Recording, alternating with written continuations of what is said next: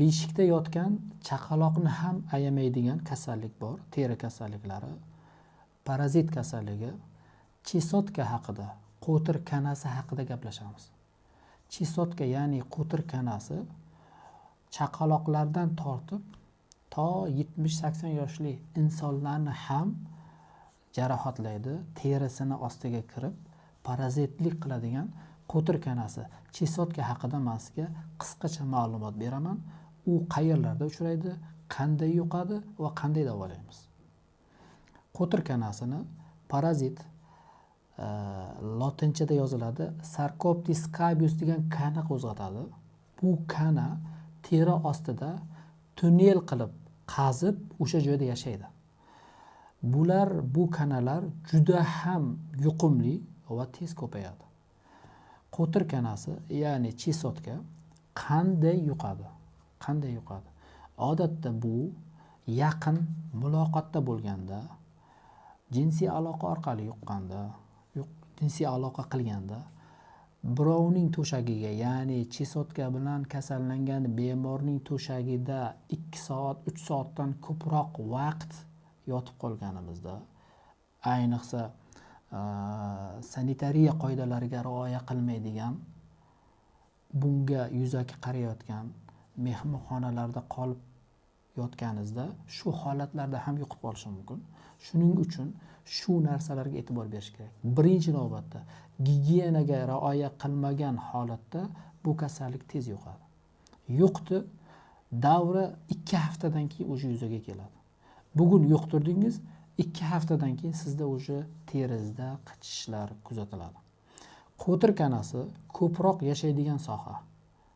Insonning ko'proq yashaydigan sohasi. Qo'ltiq ostida, qo'l va oyoq barmoqlar orasida, tirsak sohasida, jinsiy a'zolar atrofida, orqa dumbalar va dumba orasi sohalarida yaxshi in qo'yib yashaydigan sohalar hisoblanadi. Bilamiz, bu kasallikni shuni ko'rganda ham aniqlasak bo'ladi. Juft tugunchali toshmalar paydo bo'ladi. Yonma-yon juft bo'ladi. Birinchi chiqish joyi, ikkinchi kirish joyi, ya'ni kanalarni kirish va chiqish darvozasi deydi. Shundan bilamizki, bu chesotka. Yana biladigan joyimiz, chesotkaning boshqa teri kasalliklaridan farqi bosh va yuzda bo'lmaydi. Bo'yindan pastki sohalarda toshadi. Yana bitta farqi, eng qiziqarli va boshqa kasalliklardan farqlay olamiz. Qichishish ayniqsa kechasi juda kuchli bo'ladi. Nima uchun kuchli bo'ladi? Aynan kechasi. Lekin kunduzi ham qichishishi mumkin, lekin yengil va chidaydigan holatda. Kechasi shu parazit kanalar tuxum qo'yadi. Tuxum qo'yganda shu kanalarning harakatlanishini evaziga retseptorlar javob beradi va qichish protsessi kuchayib ketadi. Kechasi uyqu bermaydi bemorga. Deyarli ertalabgacha bezovta bo'lib chiqadi.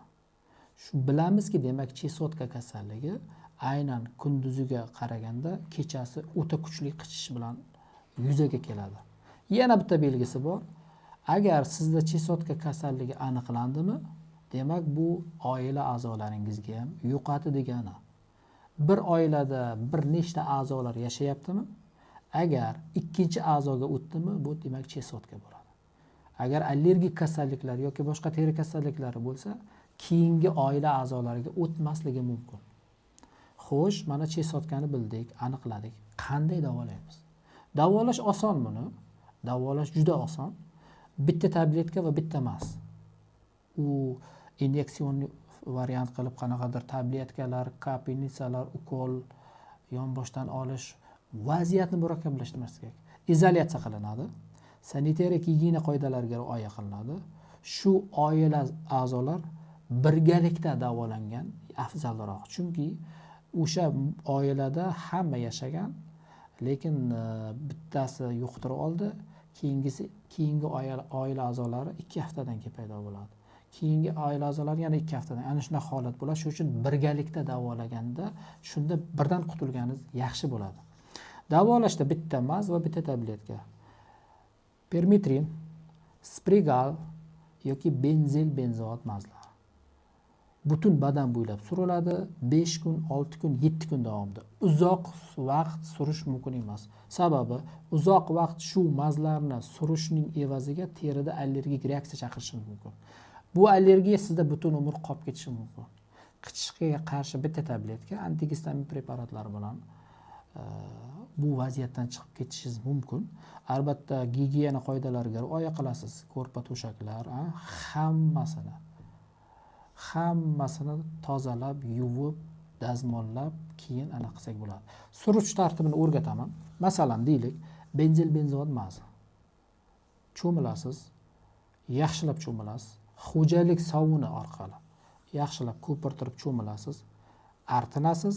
Benzil benzod mazi 20% esa butun badan bo'ylab bo'yindan pastga qarab suriladi, qolmaydi. Hamma joyga surish kerak. Har 12 soatda keyin surishda davom etiladi va 3 kun, 4 kun, 5 kundan keyin oxirgi surishdan keyin 12 soatdan so'ng keyin cho'milish tavsiya etiladi. Cho'milganda hamma ust-boshlar va ko'rpa to'shak, hamma materiallar demak yana gigiyena orqali yuviladi va boshqatdan dazmollanadi. Shundan keyin bu muammodan qutulishingiz mumkin.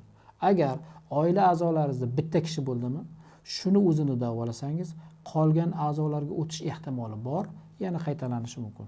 Uyingizda dezinfeksiya qilish esdan chiqmasin, chunki dezinfeksiya qilish gilamlarda yoki pollarda, demanlarda qolib ketishi mumkin. Dezinfeksiya qilsangiz oxirigacha yo'qotgan bo'lasiz.